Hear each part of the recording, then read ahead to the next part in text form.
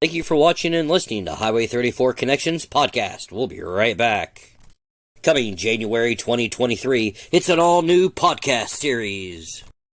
The Honest 50, live with your host, The Chief. I, the Chief, will sit down with our guest. I will come up with 25 hard-hitting questions, while the other 25 questions come from you, the fan. The guest will give me their 50 honest answers.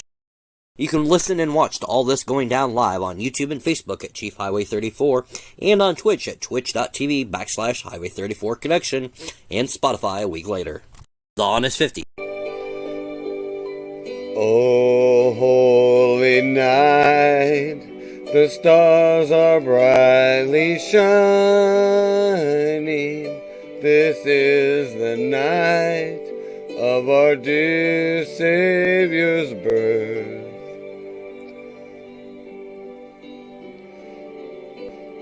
Long slay the world in sin and error pinning, till he appeared and the soul felt its worth. A thrill of hope, the weary world rejoices, for yonders breaks a new and glorious morn. Fall on your knees, oh, hear the angels' voices, oh, night divine, oh, night when Christ was born. Oh, night, oh, holy night, oh, night divine.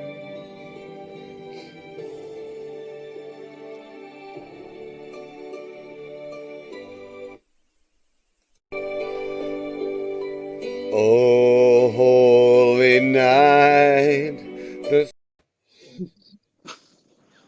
Hey everybody, it's the Chief along with Insidious. I hope you're having a great Christmas Eve. And hopefully a better Christmas tomorrow. We're going to let Insidious jump right into things while I finish my late night dinner. Go ahead. For today's topic, we are doing a brief history of Christmas and how it got started, and also how things are today. So, it was either this or the abominable freaking snowman, and let's face it, we've all know the abominable snowman myth. It's not worth talking about. So, without further ado, let's get into this. And by all means, please join the discussion if you have one. Just don't be a dick. Yeah, just don't be a dick. So this one here is called The Brief History of Christmas. If you are anything like us here at Voice and Vision, well, in our case here at Highway 34 Connection, you are eagerly anticipating the extra long holiday weekend. As our gift to you, we want to send you off with some fun Christmas facts. Please feel free to use them for interesting conversations. Start at your gatherings. You're welcome. I don't know why they put that in there. But here it is, the origins of Christmas. The origins of Christmas stem from both the pagan and Roman cultures. The Romans actually celebrated two holidays in the month of December. The first was Sternella, which was the 2-week festival honoring their god of agriculture, Saturn. On December 25th, they celebrated the birth of Mithra, the sun god. Those celebrations were ruckus, drunken parties. Also in December, in which the darkest day of the year falls on the pagan culture, built bonfires and candles to keep the darkness at bay. The Romans also incorporated this tradition into their own celebrations. As Christianity spread across Europe, the Christian clergy were not able to curb the pagan customs and celebrations. Since no one knew Jesus' date of birth, they adapted the pagan ritual into the celebration of his birthday. Now that's interesting. Um, that's actually a fun fact there. And I don't know about you, but I find that kind of interesting how Christianity just evolved it rather than to say it was wrong or say anything about it. It was just easier to incorporate it. You know what I mean? So to them, it was easier to say, hey, well, we'll just say it was Jesus's birthday. Okay, well, isn't that lying? You know what I mean? And they say lying's bad, but yet they did it for how many years? Exactly. That's my point I was actually just about to make.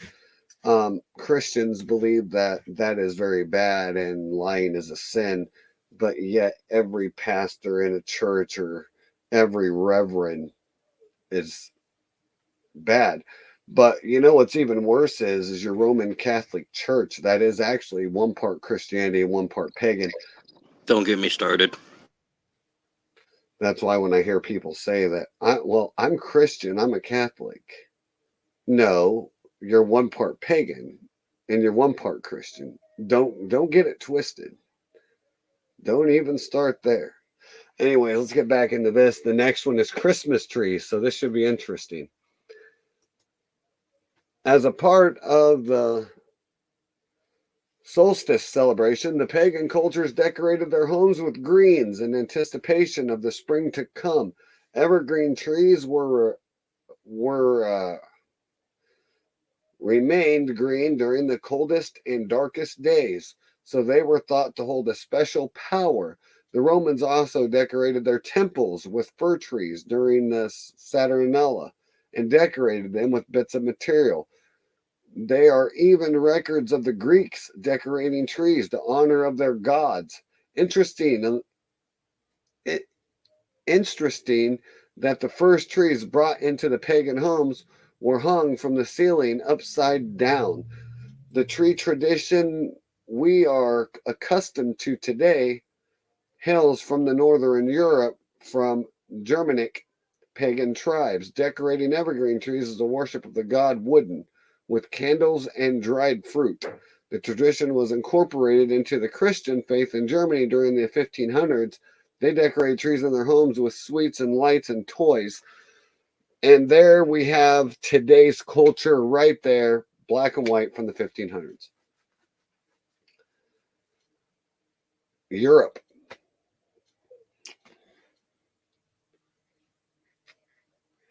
So everything Christianity that we were taught as kids is nothing more than paganism and Catholicism.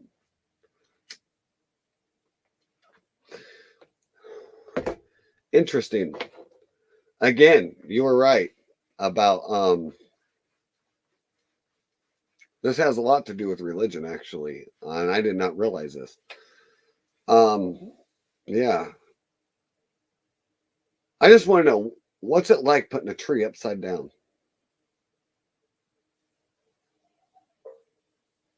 Can you imagine that? Give me 15 minutes and I could arrange it. Your wife would shoot you. She's laying down. Maybe she'll never notice. Oh yeah. She'll never notice a fucking tree hanging. Babe. So I guess, when did you say it was? The 1800s? No. The first trees in pagan culture were I guess the first trees ever to be put up were hung upside down from the ceiling.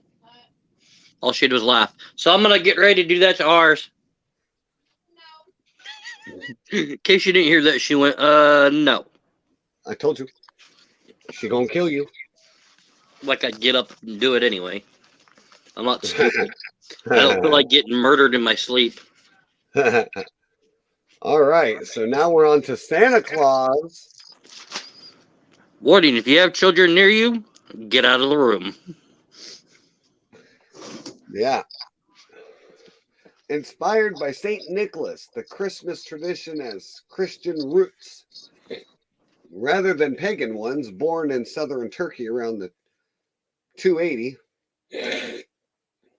he was a bishop in early Christian church, suffered persecution and imprisonment for his faith. Coming from a wealthy family, he was renowned for his generosity towards the poor and disfranchised. The legends surrounding him abound, but the most famous is how he saved 3 daughters from being sold into slavery. There was no dowry to entice a man to marry them, so it was their father's last resort. St. Nicholas is said to have tossed gold through an open window into the home, saving them from their fate. Legend has it that the gold landed in a stock, drying by the fire, so children started hanging stockings by their fires in hopes of St. Nicholas would toss gifts into them. That's awesome. In honor of his passing, December 6th was declared St. Nicholas Day. As the time went on, each European culture adapted a version of St. Nicholas. In Switzerland and German cultures, Christkind or Christkindl, Christchild, accompanied St. Nicholas to deliver presents to well-behaved children. Jolteman was happily elf delivered gifts via sleigh drawn by goats in Sweden. Then there was Father Christmas in England, and Père Noël in France, and the Netherlands, Belgium, and Luxembourg, and Lorient in France, and parts of Germany. He was known as Sinterklaas. Claus, for the record, is a shortened version of the name Nicholas. This is where the Americanized Santa Claus came from. Okay.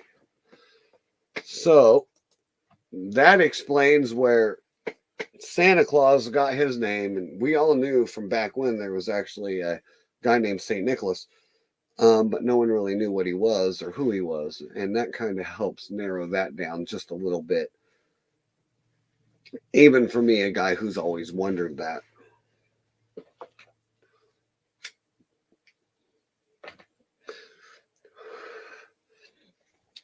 So now we will get into Christmas in America.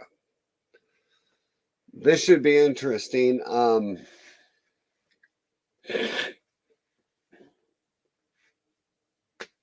Man, Christmas in America. Where to start with that one?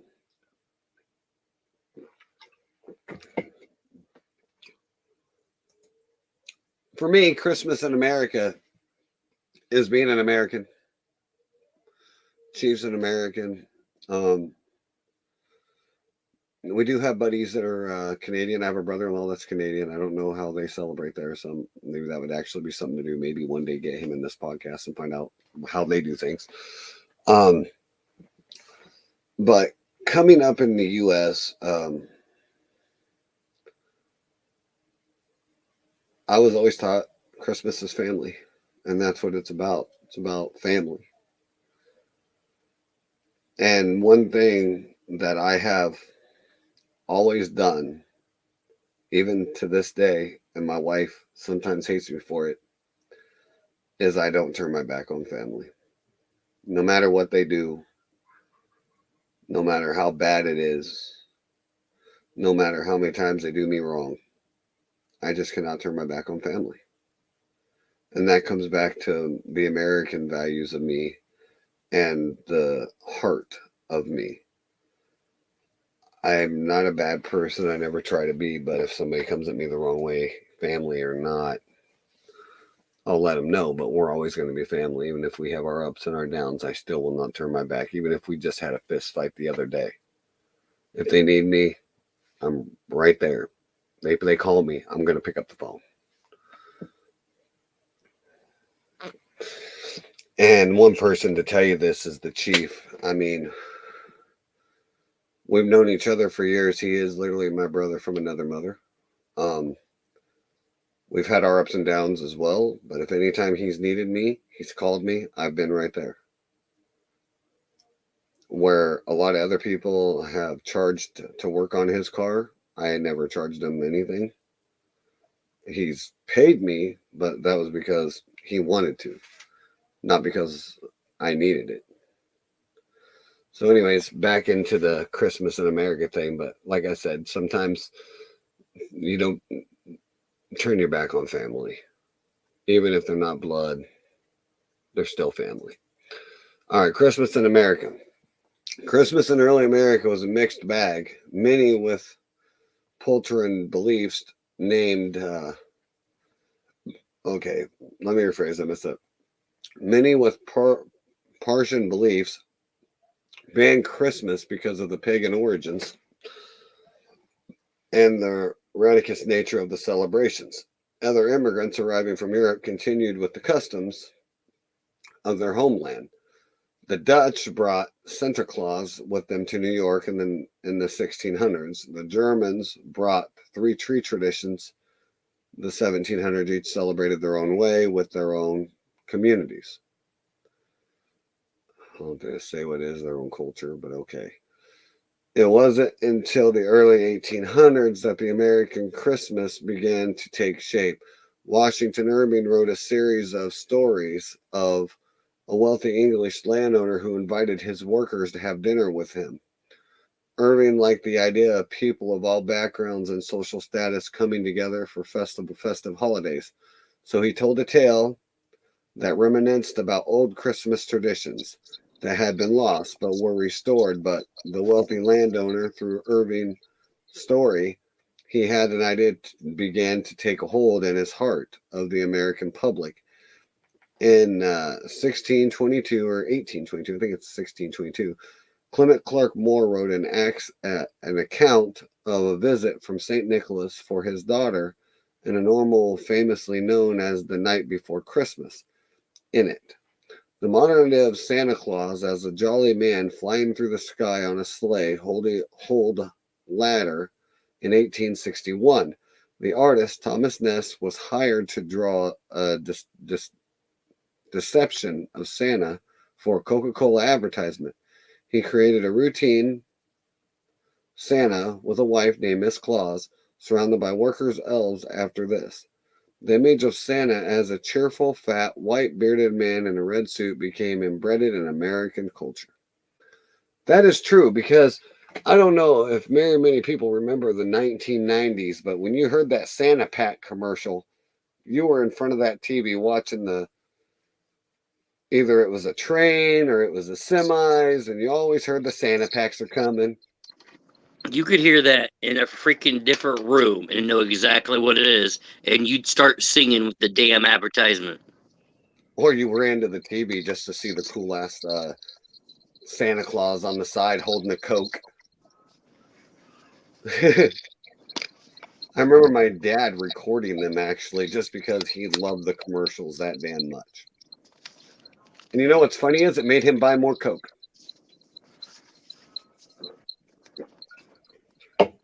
He never liked Pepsi. He always Coca-Cola.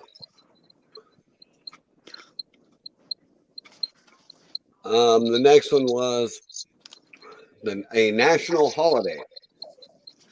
After the Civil War, the country was looking for ways to look past differences and become united as a country. In 1670, President Ulysses S. Grant declared it a federal holiday, and while Christmas traditions have adapted with time, I think Washington Irving's desire for unity and celebration lives on. It's become a time of the year where we wish others well, donate to our favorite charities, and give presents with a joyful spirit. Now, I'm going to add to that real quick because a lot of people don't know this, but this is why I love my Dallas Cowboys. Because every year they donate to charities, Toys for Kids, and a lot of people don't know this about Dez Bryant, but every year Dez Bryant would go down to his local Salvation Army in Texas and wanted the less fortunate person. And he would invite them over to his house to have dinner with his family. He would have gifts for the husband, the wife, and the kids under his tree. And that's what we would call the spirit of giving and the spirit of Christmas. And it is one time where we aren't all hated as individuals from any culture background. You may not celebrate Christmas, but if someone tells you Merry Christmas, chances are you're going to say it back. And if you don't, well, you're a true Grinch or a real Scrooge. But from what I've always known is if I say Merry Christmas, most of the time they say it back. If I say Happy New Year, they say it back. If I say Happy Holidays, they always answer with Merry Christmas, not Happy Holidays. And what also people don't realize about Christmas is if you look at Christmas, Christ is at the beginning of it. You take away the miss, and you got Christ. So I don't think a lot of people see that, or a lot of Christians don't either. But if they did, I bet you it would make a lot better sensing for everybody. All right, back in here. This is the last one I have before we move on to our next podcast that we're going to do. So Merry Christmas, Happy Holidays. So wherever you may be and whatever tradition you follow, we wish you the merriest of Christmases and the happiest of holidays. So you don't have to celebrate Christmas. It all means the same in a way. So it shouldn't be a big deal if someone says Merry Christmas, Happy Holidays, Happy Hanukkah. It shouldn't matter because you're pretty much still getting your point across of whatever it is you're trying to say, which is have a great holiday. So if I say Merry Christmas, come back with Happy Hanukkah, whatever the hell you want. I wouldn't care either way. I'm not an offended person. I'm not a liberal. Yes, I went there. That's fine. How do I sound? Not as clear as you did a little bit ago. That's because I think good. I said not as clear as you did a little bit ago, but they were. But so what do you want to talk about next? Our Dallas Cowboys kicking that ass?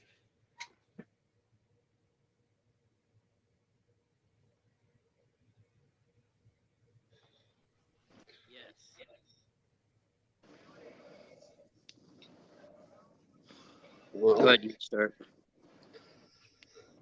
that's all I had on the Christmas. So now we're going to switch over to some of the football things. Michael's not here, so I'm going to run down the list this week. I don't have the list of who won, who lost. For us, he has that list.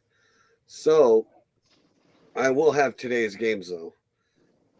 I don't know if there is any tomorrow. I will have to double check with him. But I do have today's games. And the final for today's games were Lions 23, Panthers 37. That did hurt a lot.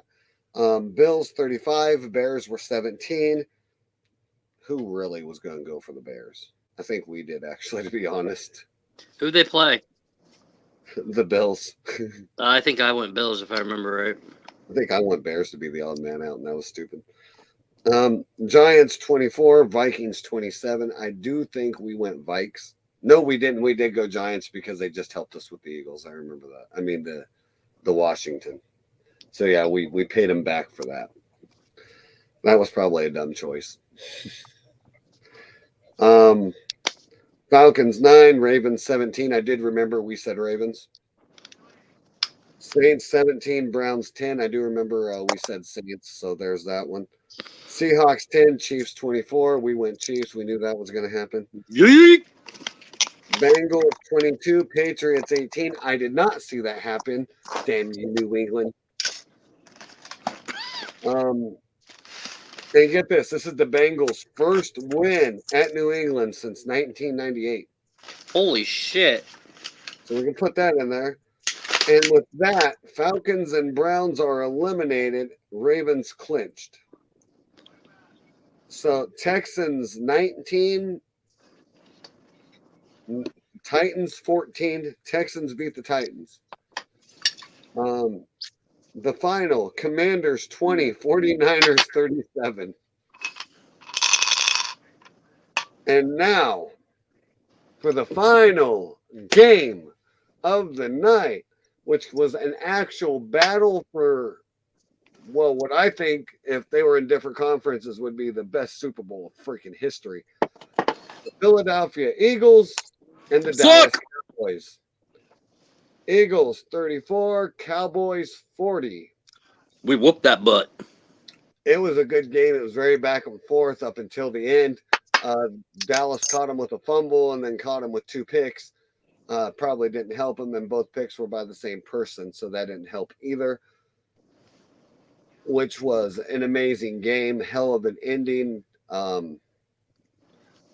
Dallas shut him down, got a 3, and then I think they actually got him again right at the end with the fumble. So it was a good game. Could have went either way. But that's all I have for the NFL. Now, do we want to do rants?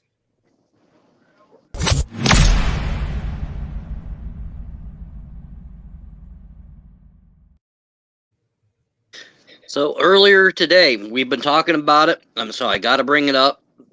A former housemate in that house out in Idaho came forward and said if the people that are still alive didn't hear anybody walking around the house, the person's calling BS.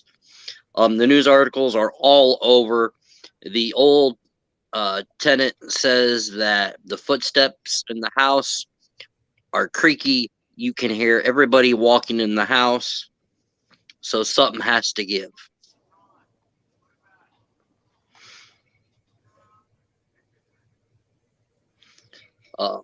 They're still looking for the white vehicle, which they believe is in Oregon. A professor is suing a TikTok sleuth.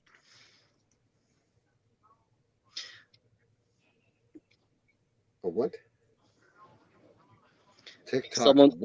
Sleuth. Apparently, someone on TikTok thinks they solved it and said that it was one of the professors, and the professor has been deemed not a special interest, so he's suing the TikToker.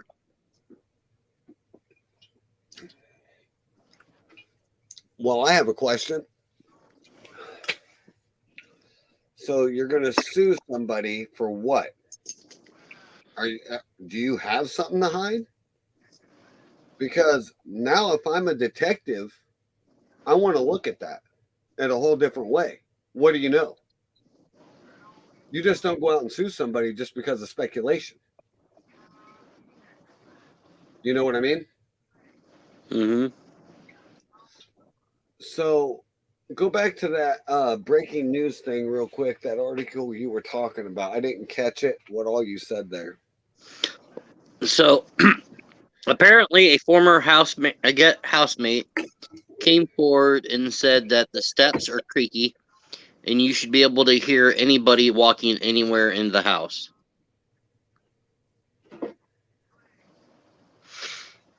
So if everybody's asleep, the 2 in the basement should have heard someone else walking in the house.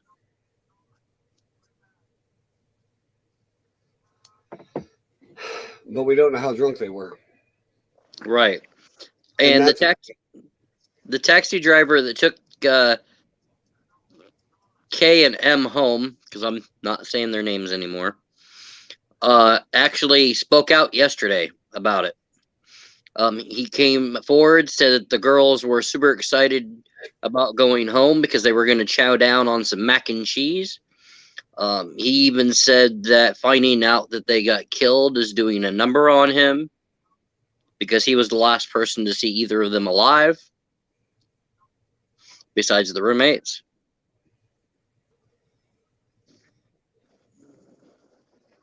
Me personally, I'm just poking holes at this whole He thing. told the news media that it's weighed on him dearly.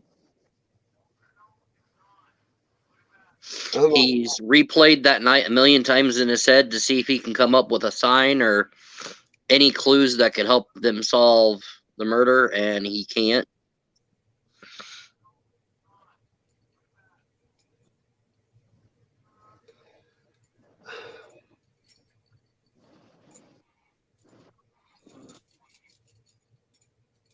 And I do feel sorry for their families like no other. I can't imagine losing a child this way. Period. I have a 16-year-old and then 4 bonus children, and hearing about this breaks my heart. It honestly does. When you and Ghost first told me about it, I'm like, what? So I went searching to see what the hell you two were talking about.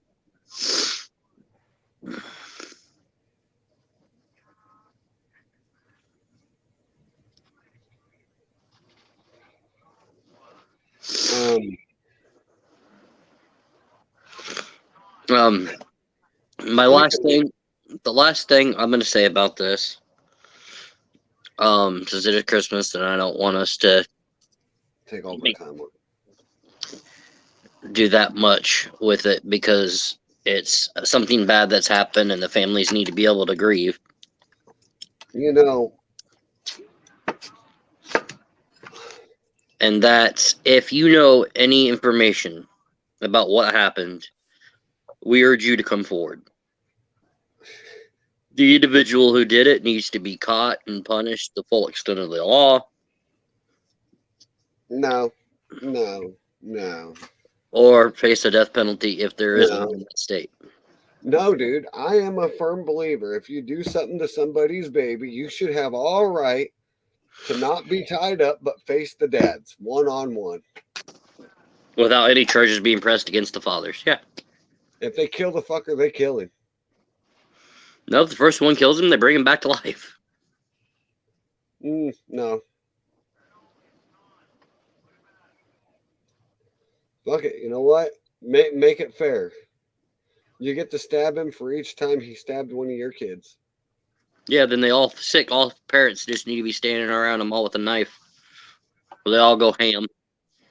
Just let the dad do it. You know, we can speculate it all we want. We can conspiracize about it all we want. I mean, the only thing we can do as streamers, YouTubers, TikTokers, or whatever is give ideas. Mm-hmm. We can't guarantee we know who did it. No. Do I think they need to look into the roommates maybe a little more? Yeah. Something. Drunk or not, there has to be something there they're leaving out. I just don't get how you wake up, call more friends over before you decide to check on the other ones. You know what I mean?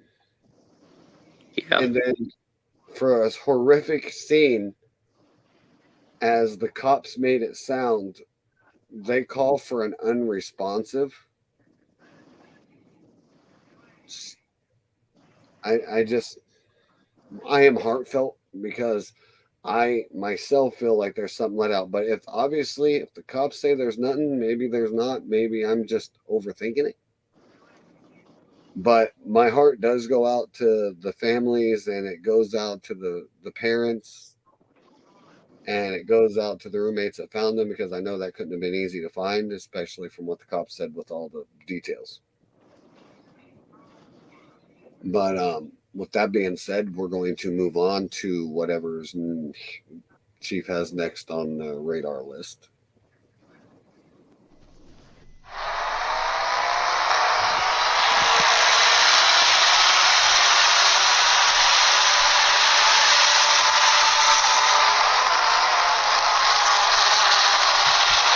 The following podcast will contain spoilers from pro wrestling events that have taken place in the past week or so, as well as our predictions here on Pro Wrestling Talk. Hey, it's the Chief. Are you looking at wanting to join a pro wrestling podcast? Well, here's your opportunity. Insidious and I are looking to add a couple more to Highway 34 Connections Pro Wrestling Talk. Just email us at highway34connection@gmail.com.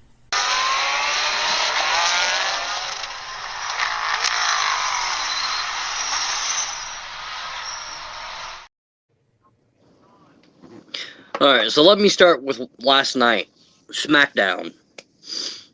Bray Wyatt was in the ring, and he went to say something, and then he attacked a cameraman, and attacked him, put him in the mandible claw, made him pass out and everything.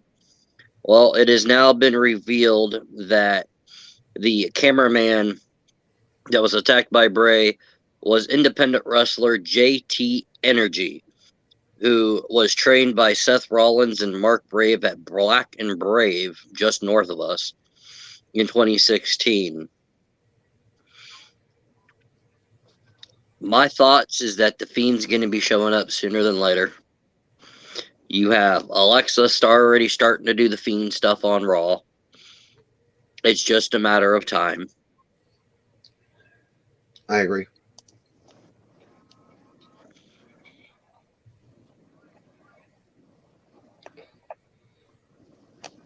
And then you have Liv Morgan into the mix. It's going to be funny if they actually try to double her off as Alexa's sister. That would be funny. I could see it. That could work, really. Because they're both psychotic blondes.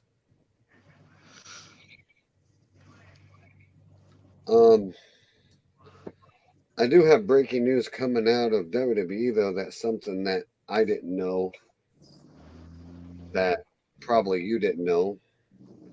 But it says Stephanie McMahon is responsible for preventing multi-time WWE champion from being fired, along with Tony Khan.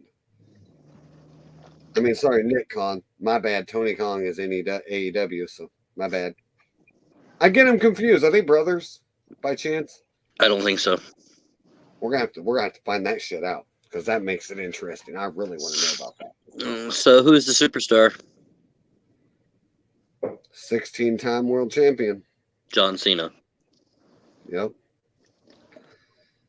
Yeah, because every time he's in a movie, WWE gets paid. Well, this goes back to even earlier, actually.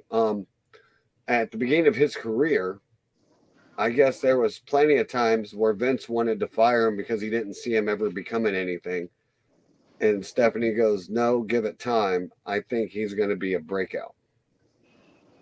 And that's when she started working with John.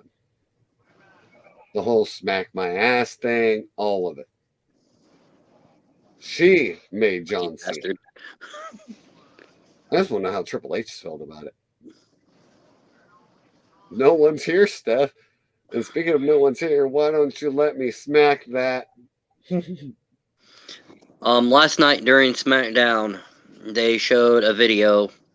But let me take you back to Thanksgiving night. WWE posted a video of Dominic and Rhea Ripley invading Rey Mysterio's home, where Dominic attacked Rey. Rey was then later shown walking around in a leg boot.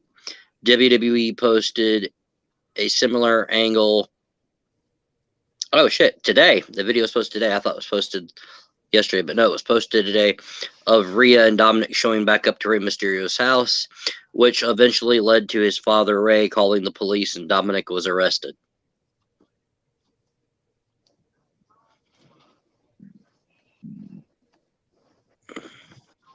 Okay, so no, they are not related. It's just one strange coincidence. That's how they worded that too, by the way. That doesn't surprise me. Now, I don't know much about SmackDown. I haven't watched it yet. So.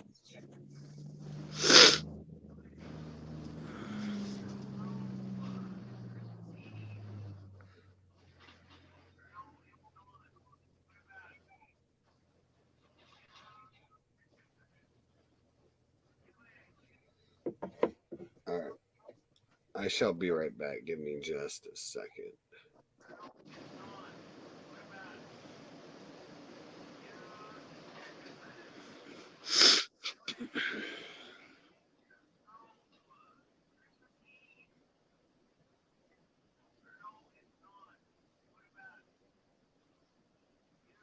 I'm not sure exactly what's going on with Insidious. I'm trying to find something else we can talk here, because I was gonna ask him about something, but he had to take off on us.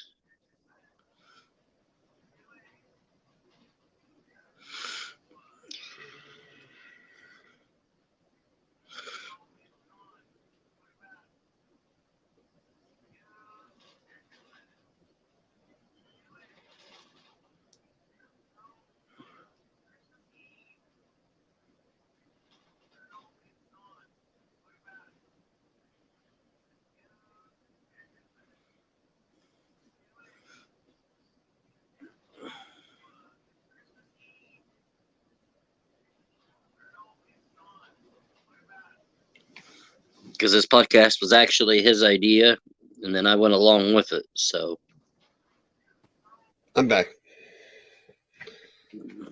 you all right? Yeah, I told you I'd be right back. During the the Miracle on 34th Street fight or whatever that they had last night, Ricochet and Braun beating Imperium. Ricochet got 6 stitches in the back of his head.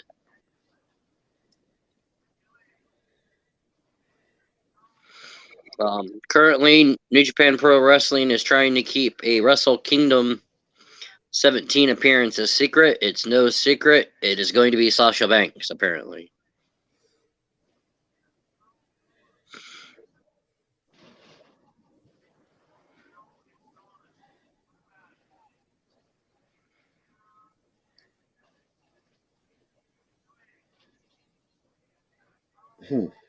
Sasha Banks.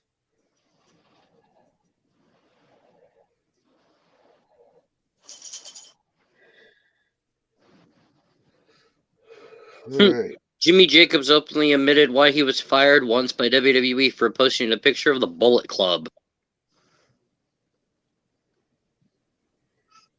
That's funny. Former WCW head honcho and former Raw general manager Eric Bischoff openly admitted that Mandy Rose signing to AEW would be a step down for Mandy Rose.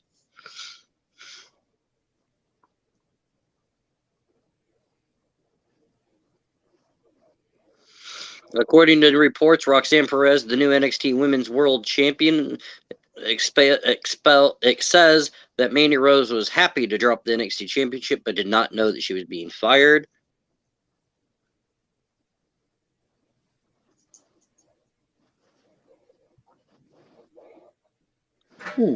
Interesting.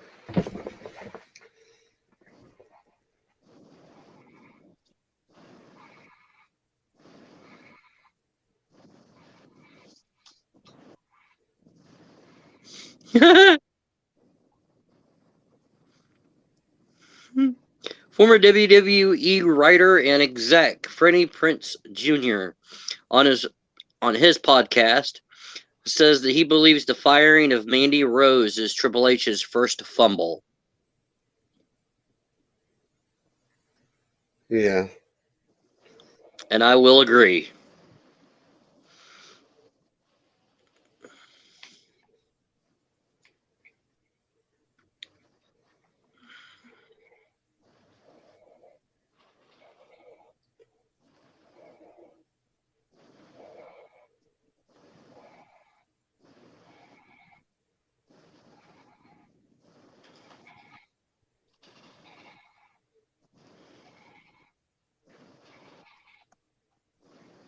Hmm.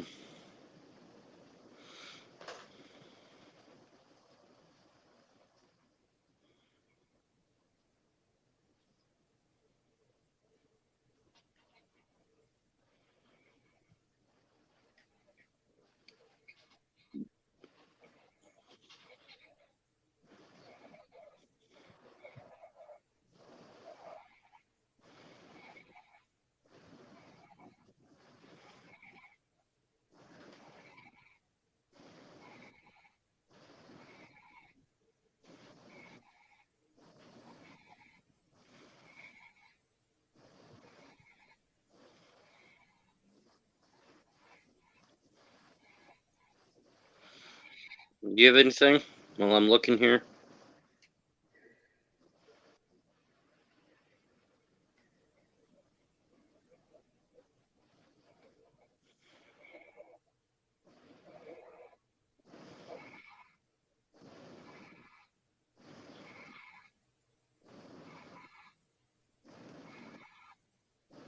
It was I wish they would have left that on camera. That seemed pretty fucking cool. Oh, I'm going with the 6 wrestlers who hate John Cena. So I'm kind of reading. You interested in that? Yeah, go ahead. Well, number 6 was Wade Barrett. He has been the face for 10 years. He's really good at what he does, but everyone knows that I don't like John Cena. He doesn't like me either. You're right. He does get booed by a lot of fans. A lot of people don't like him, but he sells a lot of t-shirts and other merchandise than anyone else. So there are a lot of people out there who like him too. Either way, everyone has an opinion about him. I respect that personally. I don't like him. He doesn't like me. We're not friends. But the best one is number 5, Tyler Rex.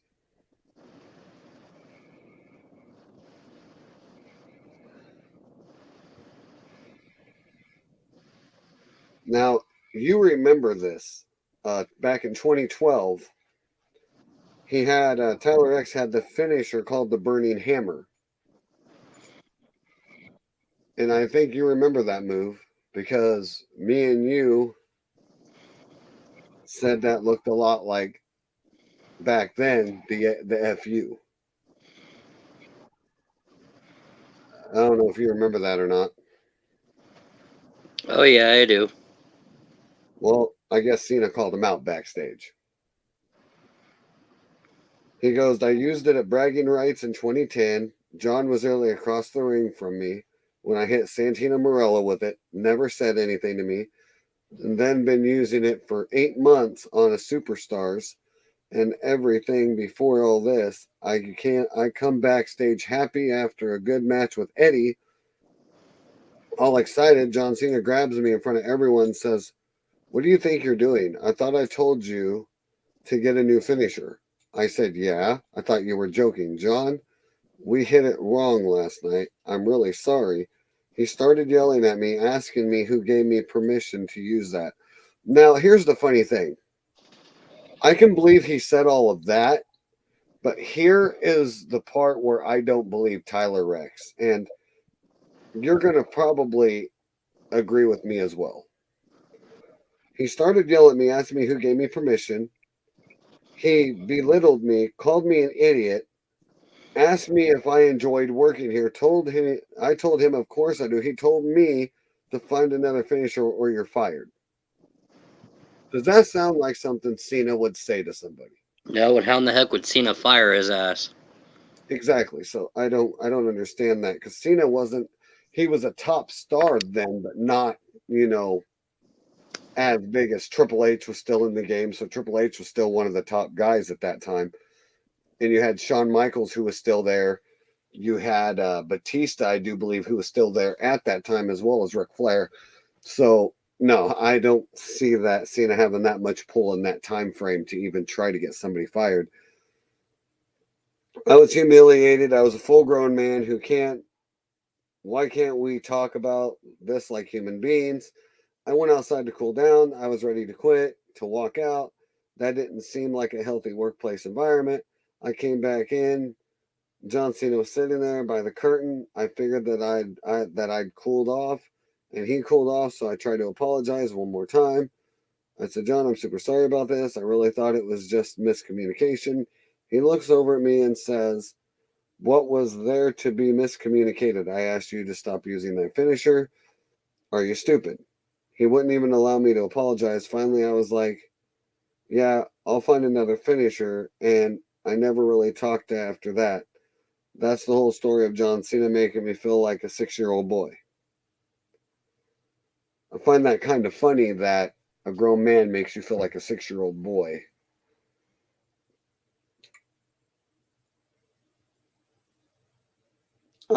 Mr. Kennedy. Well, see, that's the thing. Who hasn't Mr. Kennedy had bad relationships with? Everybody! Yeah. Cena went out and complained about Vince and said that they didn't want to work with me anymore because I was dangerous. And that is what ended up me being the final straw. Besides some personal burls that have taken place, I'm just not a huge fan of John Cena. And the other one being Chavo Guerrero. I can believe that one. Yeah, Chavo didn't like anybody. If Cena breaks the great Ric Flair's 16-time champ record, I will never watch wrestling again. I call boycott of Cena's matches if he does. How many of us are tired of John Cena being a champion? Don't get all excited. It's just a question. Wow, it's an overwhelming, tired of Cena response. It's not me. It's all the fans. I could literally retweet hundreds of tired responses. Now, my opinion, Cena is better than me on the mic, but I could out wrestle Cena with my eyes closed. Doubtful. And one hand tied behind my back. I'd like to see that. Some are saying that Cena is a great athlete. Really? Come on. Are you blind? I know Cena and I could beat him in any sport. What is he talking about? Does that make any sense? I am literally reading this. He could beat Cena in any sport, is what I think he's trying to say. But that is not what he said, though. He says, I know Cena and I could beat him. Who the hell is he talking about there? All right. Chavo Guerrero knows Cena and he could beat him. Yeah, I don't think so. In any sport except weightlifting, golf, basketball, bowling, race, tennis, horseshoes, hitting a baseball pitch, catching a football, anything, whatever. That dude sounds obsessed. He sounds a bit like Michael. Yeah. And you said that was the last one on your list, right? Alex Riley. Well, no, Ryback's number one, actually. I'll put it this way. There was an incident, and it certainly changed the path of my career. I don't want to discuss it right now, but I will one day for sure. I guess we can leave it at that. Honestly, JR, I struggled with morality of even talking about it, and I'm not blowing up at anybody else at this point. You know, I liked Alex Riley, but he blamed The Miz for his bad departure. It seems like Alex Riley blamed everybody but himself. Yeah. Ryback. Let's see what he has to say. John would sit back there and bury Riley in front of everyone for no reason. Really. He's been a poison to wrestling industry. This is my opinion, but I think I'm pretty accurate on this. I think he did so much harm for so long to new talent that was breaking out up there. And I had experiences up there, and other talent had their experiences. Safe to say that Ryback isn't a fan of him. But you know what's funny is hearing a lot of other wrestlers talk about John, and for some reason, these ones that didn't get over are the ones that's having a problem. Yeah. And that I don't get. Ryback got over, but then he killed his own damn career with his mouth. Yep. Him and Cena had good matches, in my opinion. Chavo, on the other hand, I think is jealous, in my opinion. I'm sorry, but I'm going to say this one thing about Mr. Chavo Guerrero. When you became Kerwin White, you buried your own career. Facts. Facts. All right, do you have anything else you want to talk about? Actually, pro wrestling? Yes. There's a website that has put out who they believe the next 5 WWE Hall of Famers should be. I want to see if you agree. All right, go for it. Let's see what's up. Let me go all the way down here to number 1 because I don't agree with who they list as number 1. Actually, yeah. Hold on. I thought he was already in, but apparently not. Who was number 1? He walks alone. He is Batista. I thought he was too with Evolution. Evolution's not in. I thought they were. I thought they DX is in. Because where they inducted The Evolution. 4 Horsemen are in, but not Evolution. Because that would mean Orton's a Hall of Famer, and he's not. Fair enough. Fair enough. So this next one I absolutely want to happen. Ashley Mazzaro. She was the first woman in pro wrestling history to hold the Impact Women's World Championship and to enter the 2022 Women's Royal Rumble in WWE. Simply Hardcore Country Mickie James. I agree with that one. I will agree with that one. This next one, I could see it happening, just because he is a member of the bloodline. The late great Samoan Bulldozer Umaga. But if they got to do that, they got to go back to the Hurricane and Rosie because Umaga But is not in it. if they induct Umaga, and this person, the other person isn't on the list, there's one other person, a member of that bloodline, that needs to go in sooner than later. And all I can say is, can you smell it? Yeah, but that ain't gonna happen yet. Not as long as The he's Rock. Not as long as he's still a part timer. Yeah. This one I also agree with. A second generation veteran. He has wrestled all over the world, having toned his talents in his father's local promotions. He's a tough Irishman who has plied his craft across Europe and in WCW. In his time in WCW, he won the WCW television title. He was a mainstay in the WCW hardcore division. He then worked as a trainer and producer within WWE. It helps females become better at their craft. Under his guidance, women wrestlers such as Trish, Lita, Victoria evolved into bona fide main eventer levels. He, on a 4-year return to the ring, he won the WWE United States title, formed a memorable partnership with Hornswoggle. Since then, he has remained as a WWE producer. He is simply the Irishman, Fit Finlay. As soon as you said Hornswoggle, I knew exactly who you were talking about. Fit Finlay. Now, this last one I'm about to read, I agree 110 billion%. If Triple H, Stephanie, and Nick see this and they don't induct this individual, then I'm going to say something that no one that knows me knows that I would ever say. The WWE is bullshit if they don't induct this individual. During his time within WWE, the Blackpool native has amassed a number of notable accolades. As a wrestler, he is a 5-time hardcore champion, a 4-time European champion, a 4-time tag team champion, a 2-time intercontinental champion. He is the 2008 King of the Ring. He has served as a commentator, a general manager, and a WWF commissioner in 2001. Ooh, Mick Foley. Behind the scenes, he is a talent scout and was even promoted to WWE's Director of Talent Development and Head of Global Recruiting. He recently was in AEW, but left AEW to go back to WWE NXT to be with his son.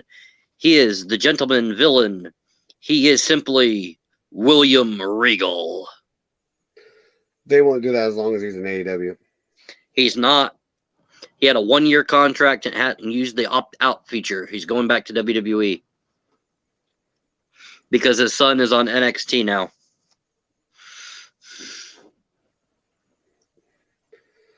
Okay.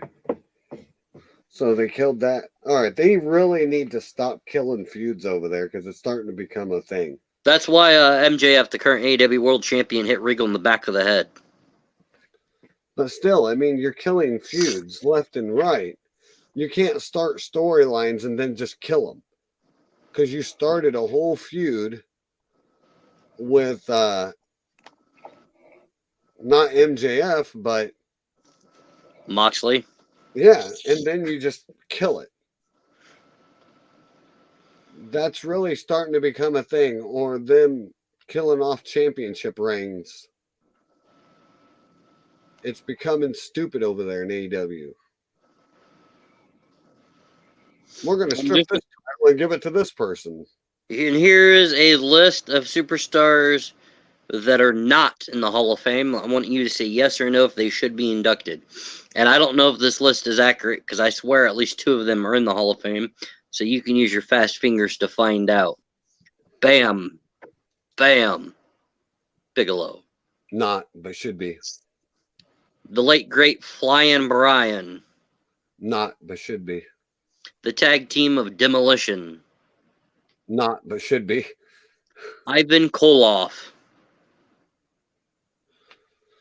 I know who that is. That goes back to Hogan. The next one I'm skipping because I know that we're going to be talking about him a lot. So we'll come back. You can go ahead and bring him up. The next one that I'm going to say, she's in the Hall of Fame as a member of D-Generation X. China. And her birthday would have been Tuesday, China. Which, by the way, your son was born on China's birthday. That's kind of cool. Lex Luger. What do you think about Lex? Lex, I doubt it. I doubt it too. It'd be nice. No, he killed his career when he jumped ship. This next one,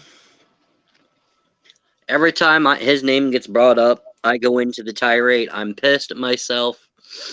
I was at a hotel, very sick, had third row tickets to the pay-per-view event that he died at. I watched it live on the pay-per-view from the hotel room. Owen Hart. You know, I figured they would have done that instantly. But Yeah, I'll mean you both. Well, from what I've read about Owen, his family has been stopping his induction because they blame Vince for his death. Well, that's the thing. You know, they blame Vince, but yet Vince is the one that told him, if you want me to do it first, I'll do it first. And he said no. And he said, no, I got it. Because if the boss says I'll do it first, then, you know, it means it's safe. And if Vince would have did it, and this would have happened with Vince, from then on to now would have been a hell of a different company. Yeah, honestly, if this would have happened to Vince, I think WWE would have sold. WWE would have been dead. It would have just been WCW. Yeah, I think WCW would have bought them out in the long run. Yeah. But you know what's funny about all that, though, is bringing up Owen also reminds me of Sting. Did you ever hear about him talking about that after it happened? Yeah. About how he instantly contacted the family. You want me to quit doing it? I'll quit doing it. And Bret's like, no, don't. And then WCW eventually said, no, you're going to quit doing it. And then I think he said he's like, no, they don't want me to quit doing it. And they go, well, that's not the issue. The issue is we don't want it to happen to you. Yeah. And insurance issue. I think he did it like 2 times after that, and that was it. Yeah. But if anybody noticed or not, Sting's was different. Yeah, he didn't come down at an angle. Well, no, he came straight down, but the cable was attached to a harness under his jacket. His jacket actually had a hole, and the harness was underneath, and it clipped to the harness underneath his jacket. So he was actually held. But Owens, I think, went around his waist. And it snapped. Yeah. And when I say I wish I was there, it wasn't because of me seeing his gruesome death. Just being able to see him live before his incident. This next individual is in as a tag team. Just got inducted this year. Scott Steiner by himself. Yeah. They should have had his brother Rick with him, in my opinion. But what do I know? But all right, Chief, I gotta hop off here because I gotta do a run real quick. All right, so we will continue this when he gets back. The other 2 on the list are The Rock, and I swear the other one's in because he just got inducted a few years ago. So I know this one's lie, and that is a Vader because I know he's in because his son accepted the award on his behalf. Right? Yeah, I remember that. But we will be back with a part 2 as soon as Sidious gets back. If not, then I will stream on Modern Warfare 2 and DMZ if he wants to join me on there instead, and then maybe we can do a Christmas night podcast. I already did one earlier. I died a lot, though. I didn't do worth a shit. Sounds about right. Let me guess. You're going to Casey's to get poppers smoked. BP to get gas. So I don't have to do it in the morning. All right. It's already 10:06, and I don't want to have to do it in the cold. It's already cold out. Yeah, I did that earlier. And in case none of you know, we are in the middle of the United States, dead center in Iowa. The temperature here has been absolutely outrageous. 1 minute it's -10, the next minute it's 0. It's below Right now freezing. it's 7. So yeah, it's Warmer freezing. than what it was the past 2 days, 3 days.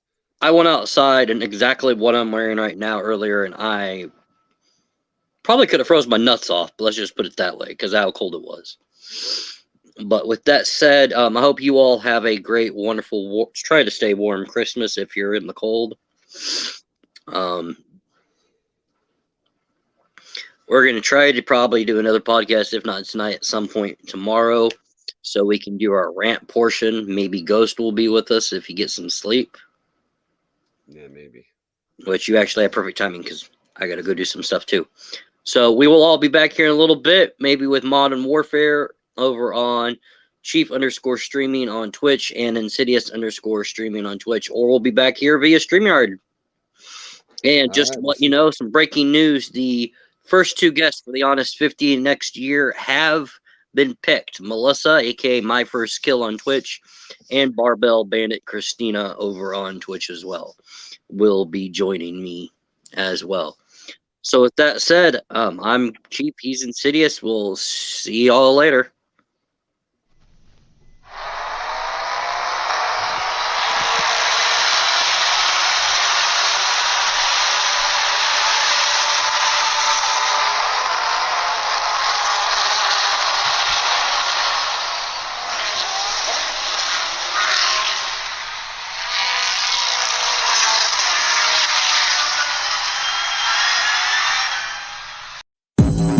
What the?